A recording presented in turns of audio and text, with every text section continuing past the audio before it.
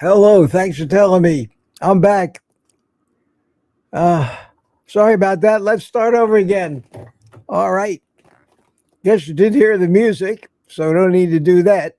So I'll say, good morning. Welcome to Morning Coffee with Mitch, and drink it if you got it. And I'll use that as a great excuse to have another sip right off the bat. I trust you are hearing me now.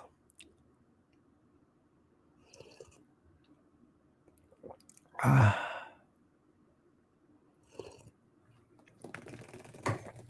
probably should not use my mute button on my mixer before the show. I do that for a reason, though, and it bites me. I have a little Bluetooth speaker here, so I don't have to wear my headphones while I'm setting up and maybe watching Kilts on the monitor. And if I have the microphone unmuted, the Bluetooth speaker just feeds back into the microphone. So to stop that, I mute the microphone. As soon as I put my headphones on, I turn off the Bluetooth speaker and forget that I need to unmute the microphone. So perhaps I need to change my routine a little bit so I don't come on with it and have to wait to notice when somebody said no sound. Little tech talk. Well, I changed my channel name, as you've seen, but what didn't change I'm looking at the chat. I can't help it. Lewis says, have you placed your algae order?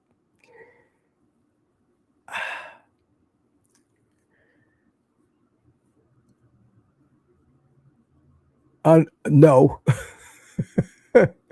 I don't know it, honest to God.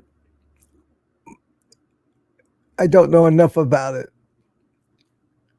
to want it yet, or think there's going to be any more benefits from it than the stuff I'm already eating, which I seem to be doing pretty good on. So,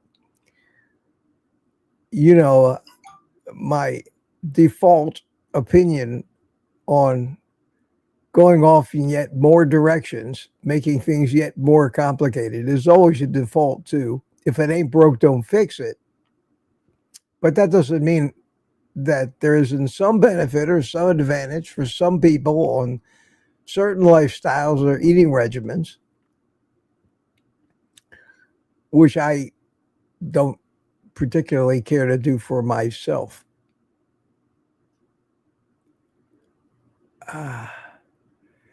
Peter talked all about my new channel name. Thank you, Peter. I saw that. I was kind of watching kilts. I'm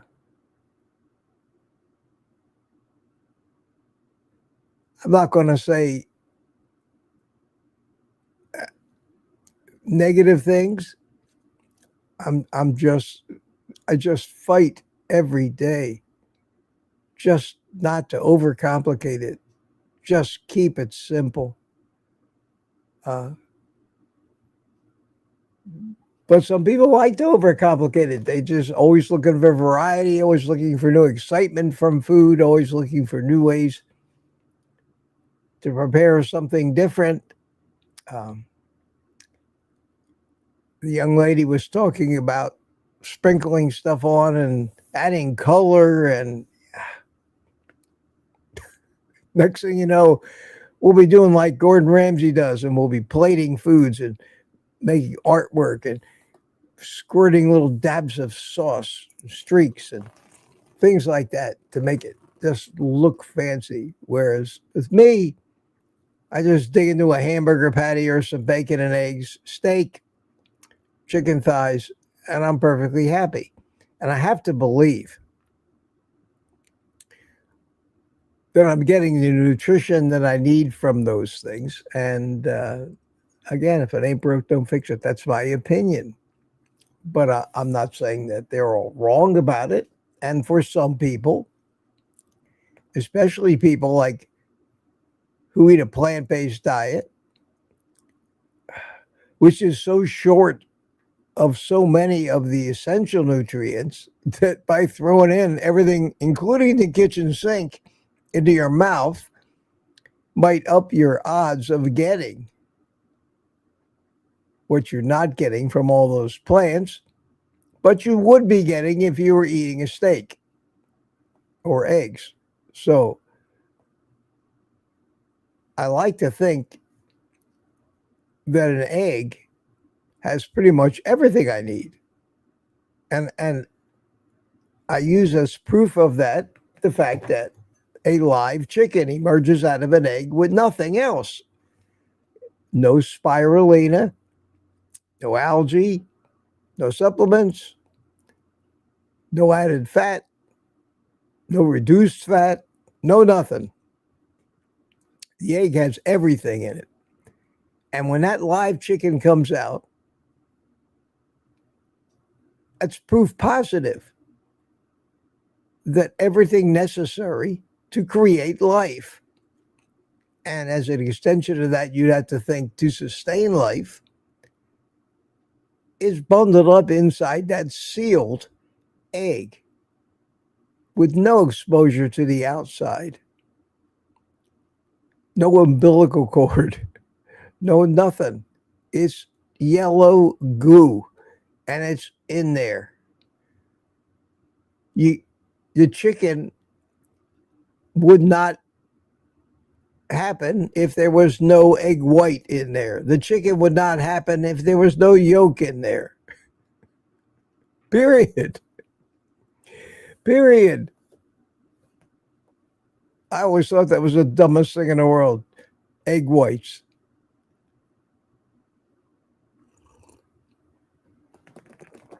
But whatever. Okay, good morning to you all. Let me get back up to the chat. Do a quick hello.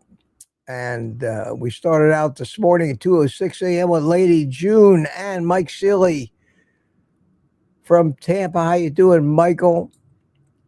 Brian Dish chimed in this morning, and Greg Smith. Hiya, Greg. I don't know if you're watching or driving or what, but I did get some El Rey del Mundo cigars from Cigar Page, and they're great. Thanks for the recommendation.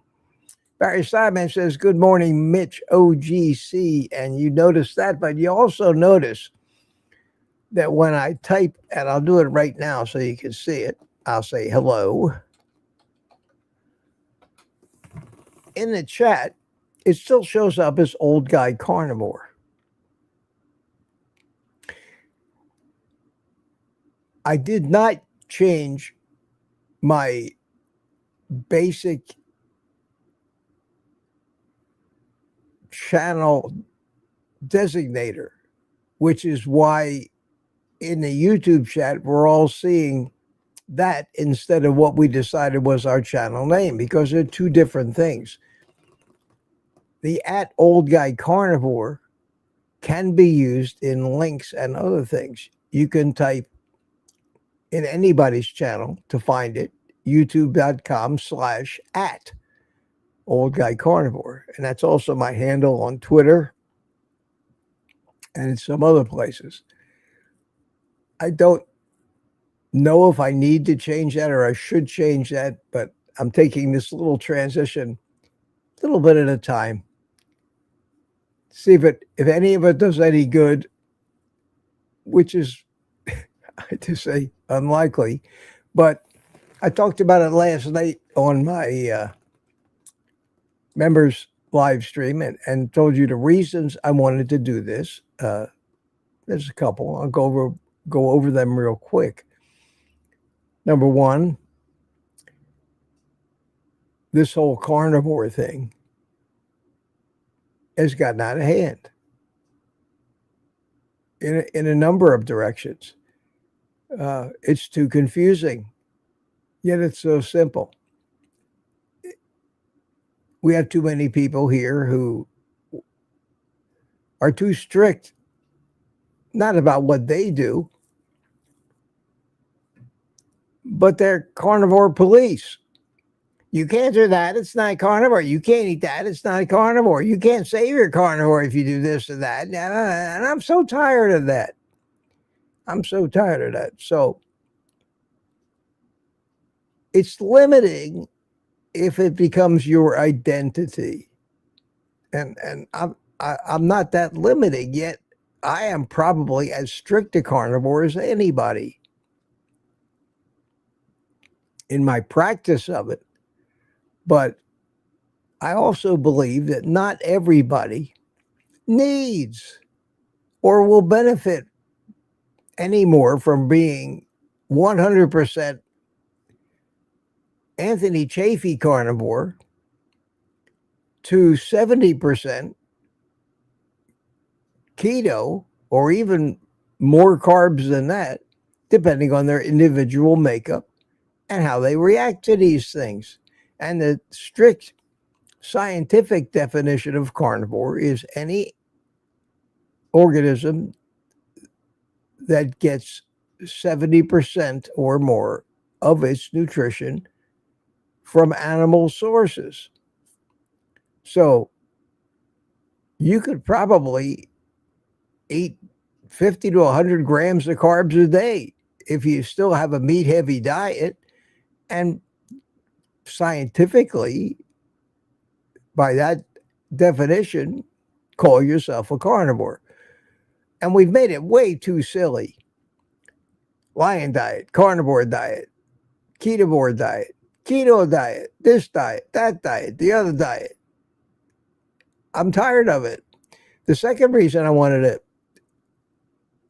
kind of divorce myself from being identified as only a carnivore is that I got nothing to talk about. The carnivore part of it can be summed up in 10 minutes. And trying to be a YouTuber and come up with ideas to make videos about, there's only so many ways to cook a steak. There's only so many ways to cook bacon and eggs. There's only a few simple rules that don't just apply to carnivore. They apply to all diets. Frequency, seed oil, sugars, all those things.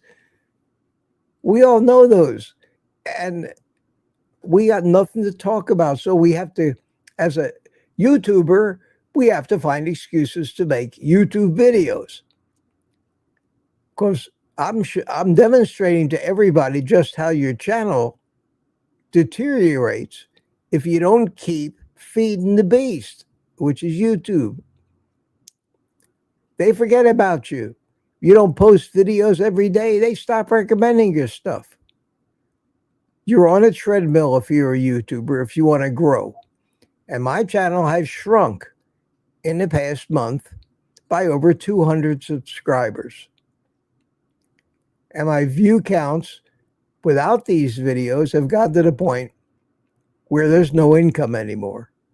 So if you want to just disappear on YouTube, or figure out there's no reason or it's not worthwhile to do all this work, don't make videos. Just do live streams. That's more like a podcast. And making money from these things is terrible. I get paid $3, $4 a thousand views. My average morning live stream now is getting 600-700 views.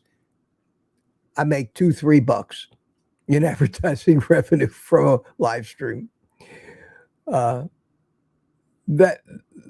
disheartening. But what bothers me more is that YouTube just ignores you and doesn't push your videos out there if they're only live streams. It views you as the morning news, a podcast. It has no life after the event is over. And that's true.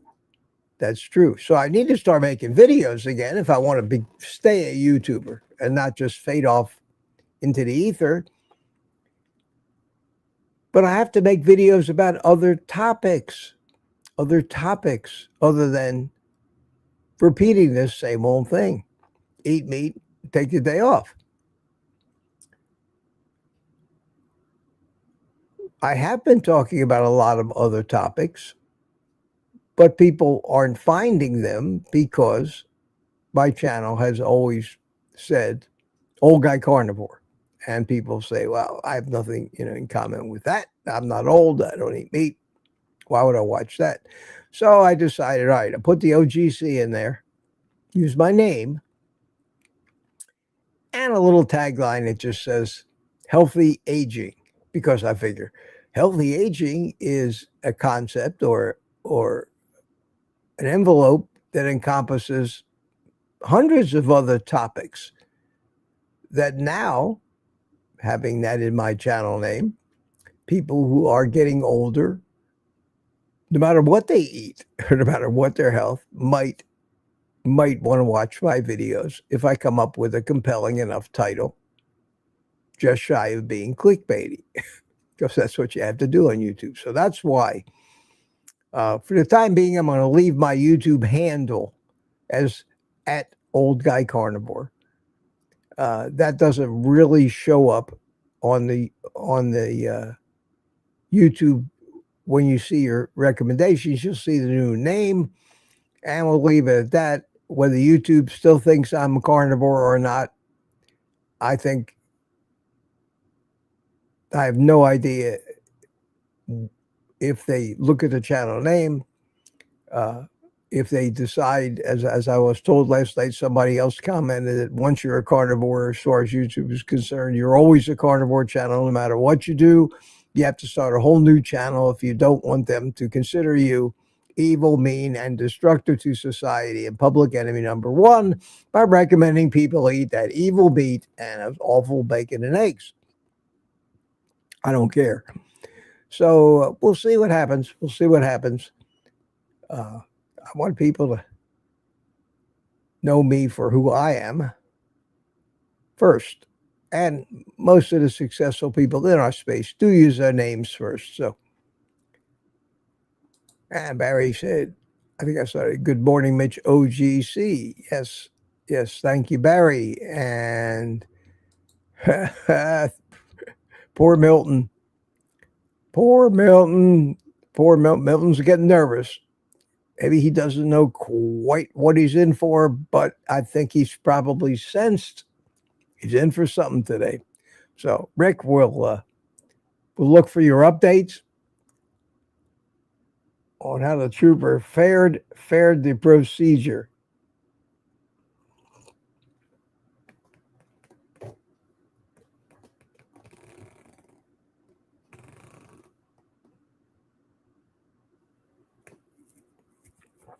Bride's Biscuit says, I'm an individual with a thirst for knowledge on a quest to understand. I don't have a use for clickbait.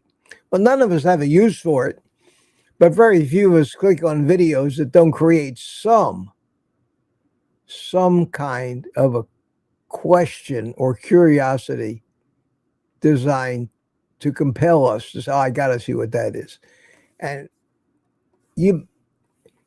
there's a fine line between marketing and clickbait. Clickbait is a title or an assumption that never shows up in the video, or using somebody else's picture or name in the title who has nothing to do with your video to get people to look. But if you don't make up a compelling title and a compelling thumbnail, nobody will click on it. I'm sorry. None of us can say we don't fall for this. Dave Mack, who I respect and is a decent, honest guy. I saw a video of his this morning that was clickbaity. It was clickbaity. The title was, I've been a carnivore for 1,000 days and then this happened. Well, when you see that, even if somebody you know, when you see the words, and then this happened,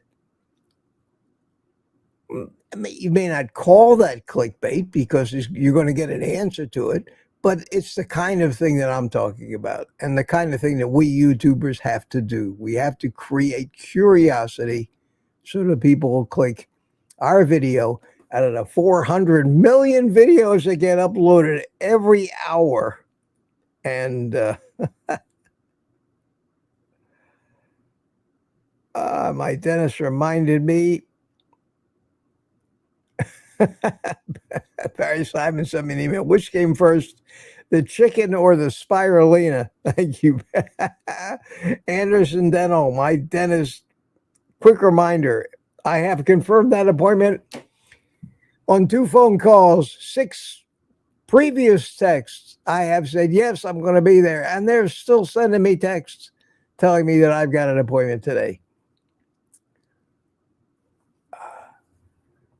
Get the computers out of the loop and get people back into the loop. Please. These automated things drive me nuts.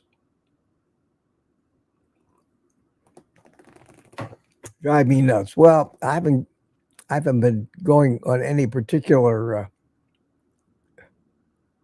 program today.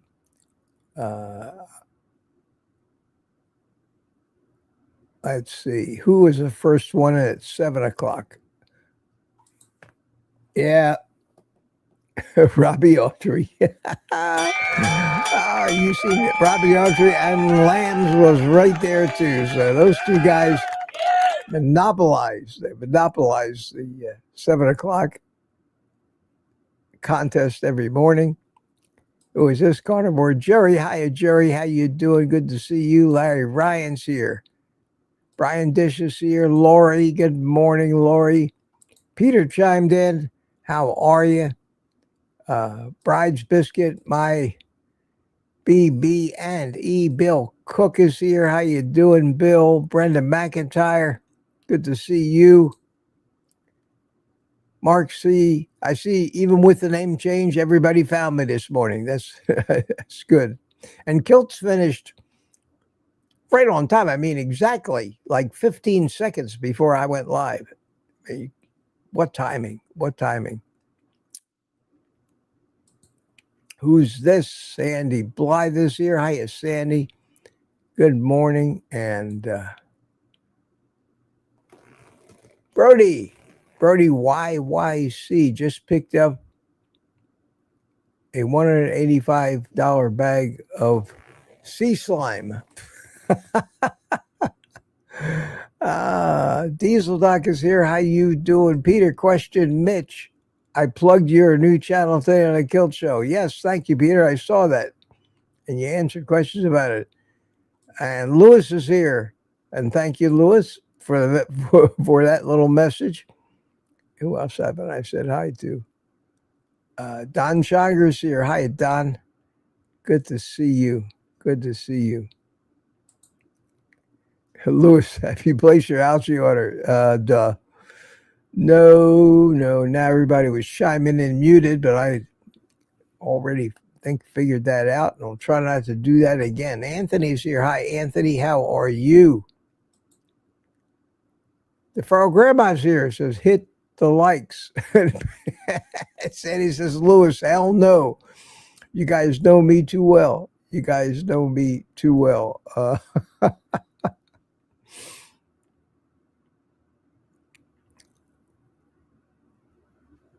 Bryce Biscuit says, I gave up spirulina back with the brown acid. Yeah.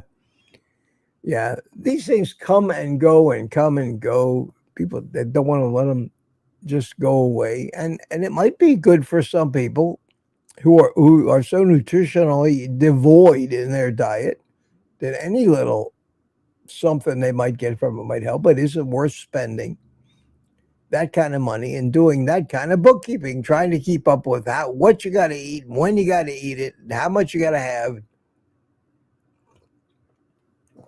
The one thing we forget when we get involved in that kind of a lifestyle of relying on bottles, pills, and tablets, we seem to forget to try to notice if any of that shit is doing us any good or not. We do these things because everybody knows that that's good for you. I've come to the conclusion, which I've talked about many times, that if everybody knows something,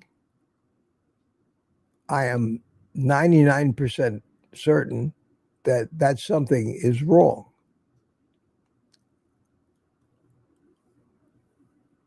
And I'm not often disappointed, especially when it comes to the hot topics of nutrition, medical advice, cholesterol danger, global warming, climate change danger, cow farting danger. There is no basis in fact for any of that, yet those things have become a given in our culture because everybody knows. Everybody knows that 6 to 11 servings of whole grains every day is essential for human nutrition. Could be further from the truth. No servings of whole grains are essential for human nutrition. So we keep bucking the trend, being oddballs. And like me, I've got my VA physical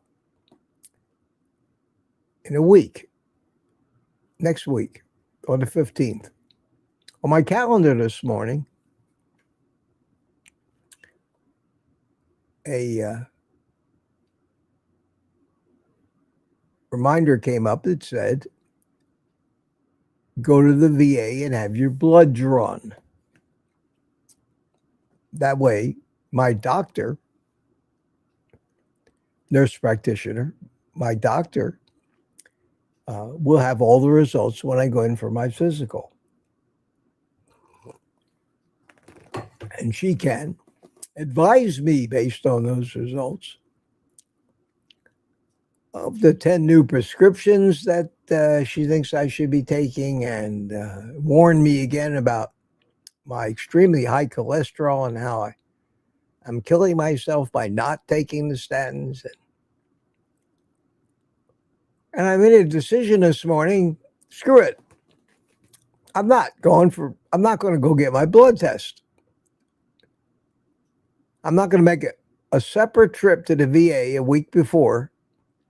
I'm not going to have to park way out in that parking lot, 100 miles from everywhere, flag down a golf cart if I can't walk that far, go into the VA, which is a huge building, probably find a volunteer to push me in a wheelchair, or else it's going to be a stretch to get all the way back to the lab to get him to draw my blood just to turn around and go back home again. I decided I'll do the blood test, but I'm going next week for my physical, and I'll get my blood drawn after I'm done with my physical. And that way, I'll be able to evaluate my own blood work. I don't need the medical community to tell me that because I have high creatinine, because I'm a fat burner and a carnivore, and the test to determine kidney failure is based on the creatinine level in an average sugar-burning individual, and I've gone through this 20 times, I don't want to have her tell me that she's worried about my kidneys and I need to go see a kidney specialist. She's worried about my cholesterol. I need to go see a cardiologist. She's worried about this. She's worried about that. I'm not worried about it, and I know more than she does. So I'm tired of that. I go for the physical just to maintain my currency with the VA because they're basically paying for my health care when I have an emergency, which is what I anticipate. If I have to go to the hospital, they pay. They do that great. But I don't need them to tell me on a day-to-day basis, I need to eat this, I need to take that, I need the other thing, because every bit of advice that they give is exactly the wrong thing and just contributes to the chronic diseases, of which I have none. And there are very few people coming up on 79 years old in this world that can say they have no chronic diseases, no heart problems, no dementia, no diabetes, no arthritis, none of the things that everybody else has. I take no prescriptions. Yet I'm the fool. I'm the fool. And I used to try to defend myself. And I think most of you probably find yourself in the same position. You're tired of hearing it. I used to go to the gym in the morning and I'd see these people awful people in such bad shape. And I try to be helpful. And they would give me hell for it. You don't know what you're talking about. You need to eat a balanced diet. You need to eat the rainbow. You need to eat healthy grains. You can't eat meat. They yell at you like it's a religion. And it's become a religion, and a very profitable one for the drug companies and the food companies and the whole medical community and the hospitals and everything else, which buy the majority of advertising on our media these days. They're taking over the world by keeping us sick. And everybody bought into it. So this is what we're fighting. Robbie Autry says, question, Mitch, what do you tell them when they tell you that your cholesterol is too high? Thank you. Well, you're never gonna argue with them. You're never gonna argue with them. They believe they're right. You may as well be standing on top of a tall building telling people you can fly, and they'll be trying to talk you out of jumping off. Well, in that case, you probably can't fly. My doctor at the VA is already settled into the fact that she's not going to advise me on my cholesterol anymore. I've been too adamant about it. I brought her studies. I've spent time talking to her, and whether she can practice medicine that way or not, the deal we have is put it down on my chart that you recommended a statin, the patient refused. But don't ever try to tell me, and she knows better than that now, and we got a good relationship. Of course, when I had my stroke, I heard that cholesterol bullshit every day, all day from every medical professional, including the stupid dietitian who didn't know anything. I even got dirty looks from the idiots that delivered my food when I was eating nothing but bacon and eggs, trying to survive in a sea of sugar, which is what that hospital was. There's nothing you can say. You can say, well, I have a different opinion. Let's agree to disagree. Because if you try to debate about it, it's frustrating. You're never going to win. You're never going to win. Bill Cook says, hate the VA. No, I kind of like the VA, actually. When I compare it to the care I get out in the medical community, in the basic healthcare system, I get better attention from the VA than I get from if I try to make an appointment with a urologist. And my little VA clinic is one of the more highly rated ones, so I guess I'm in a good area for that. But I don't go to a VA hospital. I go to one of these clinics. It's a huge clinic, and they got everything, including MRIs and CAT scans, everything you need there. But I can usually get something done quicker through the VA. But any healthcare, trying to get any healthcare these days through any channel is getting impossible, because people are just getting so sick. The demand for these things is enormous. We're approaching some of these other countries that have nationalized healthcare, like England, where, you want to get an ingrown toenail removed? Yeah, 8 months. You're going to have to wait 8 months. And you have to get everything approved. You got to get things approved by your insurance company first for so many things. So many of the tests that we want, they won't pay for. The VA is the same thing. After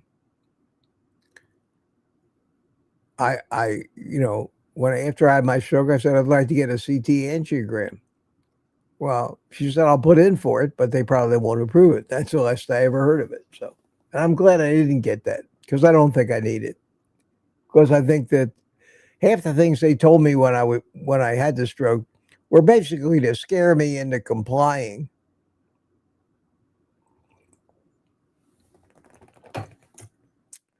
And I'm glad I didn't, because they keep screwing up.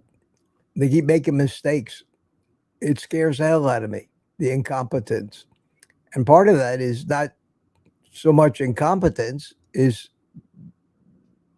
the fact that they're distracted by 500 other things going on at the same time. They have 5 minutes to talk to you while they're thinking about the next guy, and really don't give us the attention that we need for somebody to make a real good medical diagnosis. And I actually get to spend more time with my VA nurse practitioner than I do with any doctor I might go in. When I go in to see my dermatologist, it's a wham, bam, thank you, ma'am, in and out, 2 minutes. Still, you take any medicine? No. Anything you want to talk about? No. Okay, let me look you over. Boom, boom, boom. You're great. See you next year. Okay, well, that's about what you get. The good old family doctor that's got time to spend with you and get to know you, that you can ask real questions that they may have the answer to. Those days are gone forever. The best way to deal with the healthcare system that I've found, and I'm trying my best to do it, is to avoid it at all costs. Don't listen to it. Don't fall into the trap, because the next thing you know, they're going to be fitting you with one of these pill counters that has 50 compartments in it, 6 compartments for every day. So you can put all those prescriptions This is one I take when I get up. This is one I take at breakfast. This is one I take between breakfast and lunch. And this one are all the pills I take at lunchtime. This is one I take, the afternoon and then dinner time. And the last compartment is take before bed. That's what the average 70-year-old, 80-year-old out there is going through. A life of suffering and spending half your time sitting in somebody's waiting room. Either a pharmacy, a lab, imaging center, doctor's office, or hospital. You're waiting. You have to decide, we're all waiting to die, but do you want to spend your time sitting around waiting to get medical attention, which only makes it worse? I know that's a bleak view, but through my personal experience, when I look back at both of my parents and their interactions with doctors and the disasters that caused, and my own experience, especially with my head injury and the resultant stroke, all the chronic disease I had before I went carnivore, they're telling me not to believe my lying eyes. They're telling you, well, I see your diabetes went away. Well, that's a miracle. That's not supposed to happen. I see that you lost all that weight. Wow. You must have enormous willpower. I see your arthritis and pain cleared up. Wow. What are you doing? Well, Doc, I'm on a carnivore diet. I only eat meat. I don't eat plants. I eat tons of fat because that's the way our ancestors ate. And in my case, in a year or two, reversed everything I had wrong with me.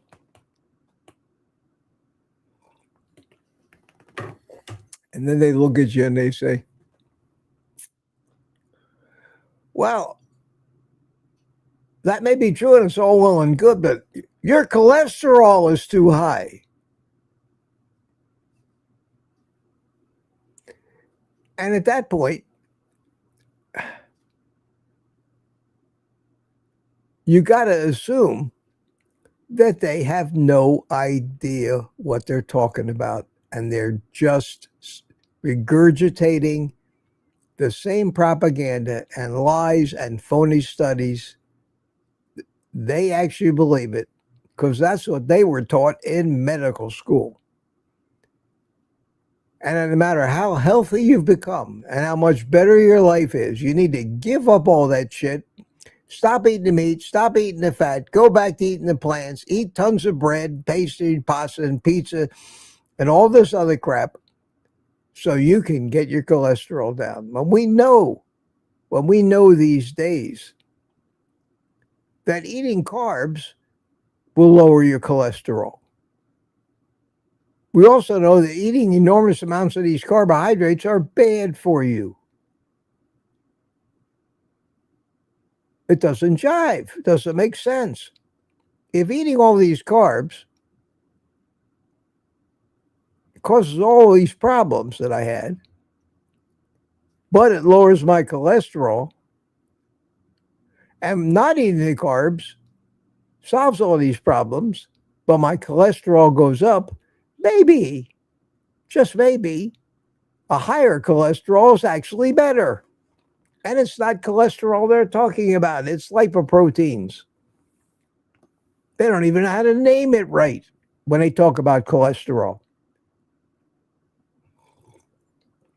And then they tell you about good cholesterol and bad cholesterol. That's bullshit. So with all these obvious mistakes that they've made, knowing about the studies, knowing about Ansel Keys, knowing about how come we think plant-based is the only way to go because God told Ellen G. White in the 1800s that eating meat causes sexual thoughts in men and it needs to be done away with. And she forms a fucking religion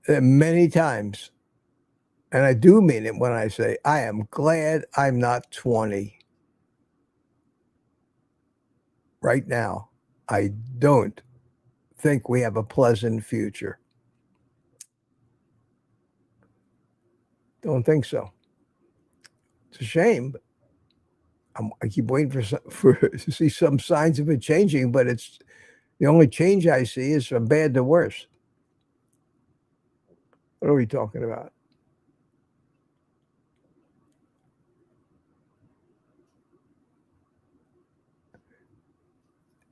Yeah, Lamb says the medical industry is a death trap. Fully agree with Mitch. Now, I say all that, and yet I probably might not be alive today if they weren't there.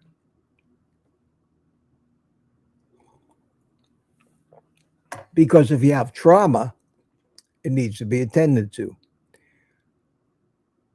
The trauma TV shows are so far from reality that people actually think that that ambulance is going to get to you in the 3 minutes between the time you can't breathe and you die. They think that. They dial 911 and that guy, like on TV, you'll hear the sirens before you even hang up. I'm here to tell you that is a fantasy. When I had my stroke, it took them 25 minutes to get here. Certainly no time. And that was after I finally got through to them. Certainly not enough time for a critical heart attack, choking thing, anything that requires, you have to get attention within minutes. If you've ever gone into an emergency room, the last time I walked in, I waited 5 hours. 5 hours. And it didn't even help me. I was back when I had my head injury, and because they screwed up and let me walk out of the hospital a few weeks before, still with a brain bleed, which they did. They didn't check. They kept me overnight and sent me on my way. Never looked again, never did another image. And that turned into a subdural hematoma, which caused me to have a fall where I thought I broke my ribs. I drove myself to the emergency room, sat there for 5 hours in pain, told them that I think I got a brain bleed, ended up with a chest x-ray, and they sent me home again with an aspirin. Well, a big NSAID for the pain, and said they weren't broken. I said, what about the fact that 3 weeks ago, I had a brain bleed and you sent me home? Well, sir, we can't deal with that. You need to talk to your neurologist. And I went home pissed off. And then a couple weeks later, they're airlifting me to the hospital with a subdural hematoma to save my life. Now, do I thank them for saving my life? Or do I blame them for almost killing me?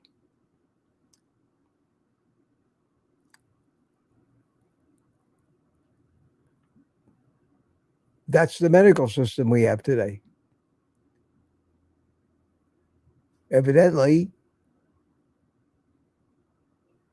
a CT scan that would have confirmed that my brain bleed had stopped way back at the beginning of that probably was not approved by the insurance company. So who's at fault? Is it the insurance company? None of us can afford to pay these ridiculous bills, absurd bills. $17,000 for an hour in the emergency room. $11,000 for a CT scan is what they want to charge you. The helicopter ride took me to the hospital, $23,000. Who can afford to be sick without some kind of coverage? Even with Medicare or most insurance these days, the deductibles and copays are ridiculous.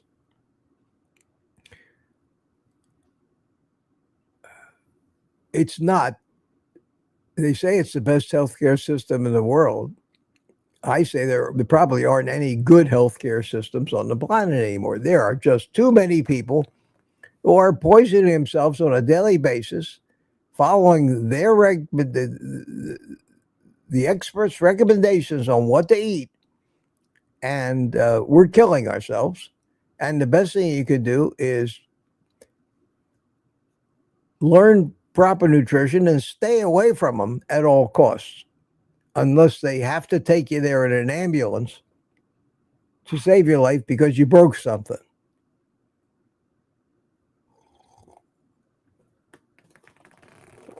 Loretta says, I'm no longer an organ donor, knowing what I know now. Yeah. Don't want to be, I don't want them to be looking at me with laying there and looking at me like the source of all these organs, which we need for all these other sick people that are much younger than this guy, and let me die. Don't trust docs to keep me alive. I think there's still good doctors. They're out there and they mean well and they have good motives, but they're caught up in the system and they have to play by the system's rules, or they could lose their license. And that they have this thing called standard of care, which is tightly controlled by the people who profit the most. That's life. That's just the way it is in this world.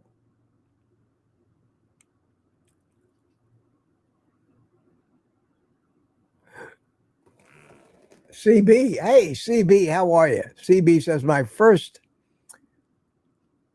doc visit after carnivore reversed my issues felt like war. But then I later found out she was an old buddy's band member's wife. I felt bad. Yeah, don't feel bad. The worst ones to talk to, the worst ones who think they know the most, believe it or not, in my opinion, are dietitians. Dietitians, in my opinion, are the dumbest people in the world. I've never met a dietitian that knows anything other than the standard textbook, the food pyramid, my plate.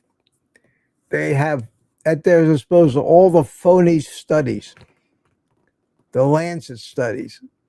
They can bring them up right away. The Harvard study that says red meat causes diabetes, which is the phoniest study that's ever been put out. And I don't see that it's been retracted yet. And if you read the study and how they arrived at that conclusion that red meat causes diabetes, or the old saying about 18 pounds of undigested red meat rotting in your colon, where that fallacy came from, I'll never know. But it is accepted fact today among the medical community. When they tell me I'm in stage 2 kidney failure because my creatinine is high, and that's how they measure that. And these docs want to send me to a nephrologist, and they'll end up trashing my kidneys with all their stupid advice. Well, my kidneys are perfect. They work fine. My urinalysis is perfect. I'm not spilling protein or anything, sugar, because I'm healthy. And the toughest thing that I have to deal with is, well, and why did you have a stroke if you're so? I'm tired of the bullshit from these people.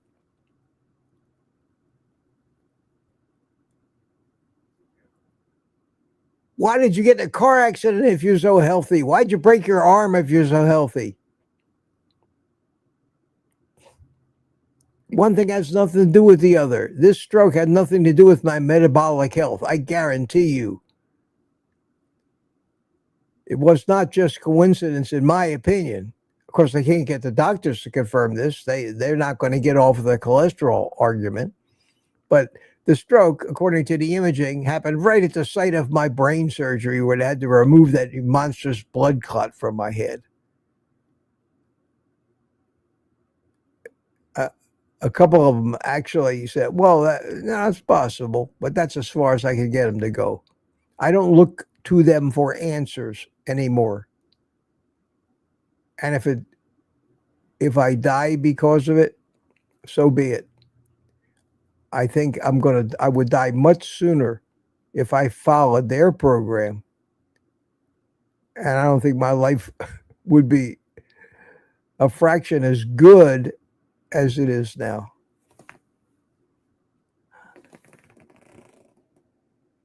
Thomas says, my nutritionist, and let me put this up on the screen. Let me get all the way down to the bottom of this long chat over here where I can put them up on the screen. God, there's been a lot of chatting going on. Holy cow, where's the bottom? There it is. My nutritionist assigned to me when I was in the hospital was a 300-pound woman who didn't know the difference between carbs or proteins. Said she was low carb, yet she suggested lots of rice. That's true. That's true. And that's a hospital nutritionist. You think there'd be a little higher standard for them. They don't know anything. What kills me is when you ask your doctor, what's the difference between LDL and cholesterol? And think about that. Sounds like a trick question. Hey, doc, what is the difference between LDL and cholesterol? And he comes and looks at you with a straight face, or she, and says, there is no difference. There's only good and bad cholesterol, and the LDL is the bad cholesterol. And I got that answer from a doctor. Honest to God. Honest to God. Ask your doctor. I'm confused, doc. Maybe you can help me because you're a doctor. Try not to be sarcastic like I am, but what's the difference between LDL and cholesterol? The correct answer, LDL is a lipoprotein that is soluble in the blood and can carry cholesterol as cargo, among other things like triglycerides and fat-soluble vitamins. So you can have an LDL that has no cholesterol. It might be full of other things.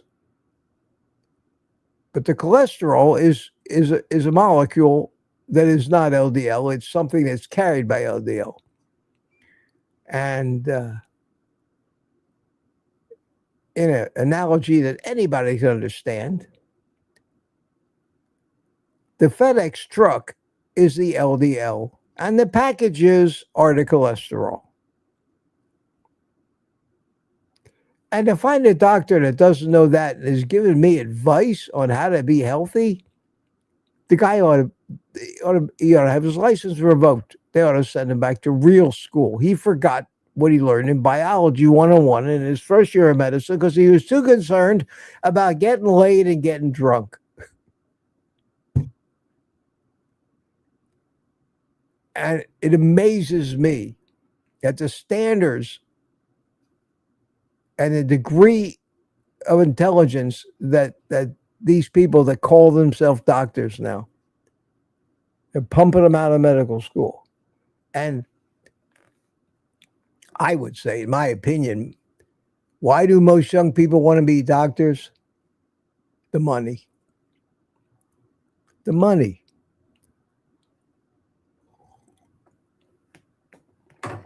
The country clubs and the Porsches. So that's the world we live in. And all we can do is try to navigate it with as little damage from it as we can. And that's why I keep staying on here ranting. Well, my friends, I don't know what I accomplished today. Got it ranting a little bit. Still got 90 of you here, so I'm glad to see you all found me. Going to try to start thinking up topics that might be interesting to all of us that are getting older and give me something to talk about. Still don't want to work as hard as I used to work on YouTube. Just don't want to work that hard. So I'm going to keep going and keep going. If you got any subjects that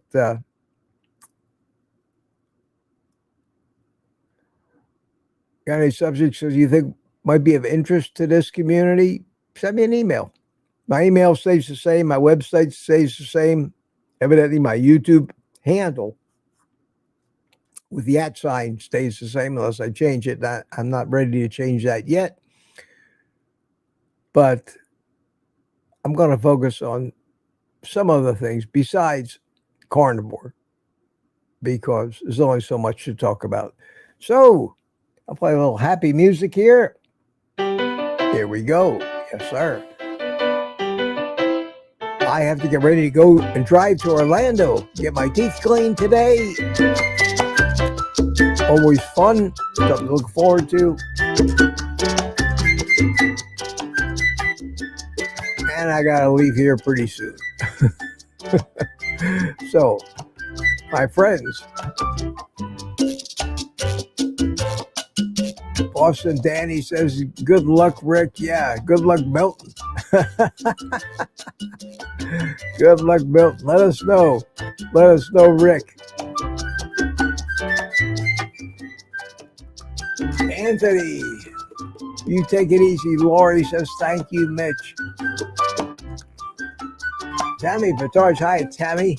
Good to see you. Have a great day. Thank you, Mitch OGC. Thomas says, see everyone when I see you. Loretta, take care. Lady June, bye all. Mike Sealy, Sandy Blythe, Lambs, Northwood Trains.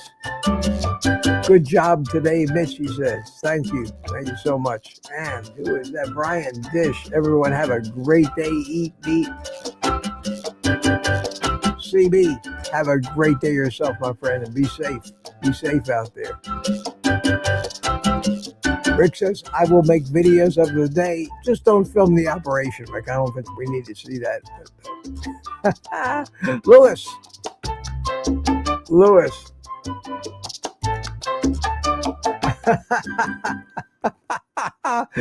I love it.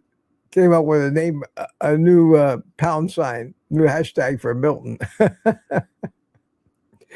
Boss Jerry, take it easy for our grandma. All right, everybody. The ending stays the same. You know what that is. Take the rest of the day off. See you tomorrow night in the members live stream and Friday morning again for morning coffee. But in the meantime, eat meat.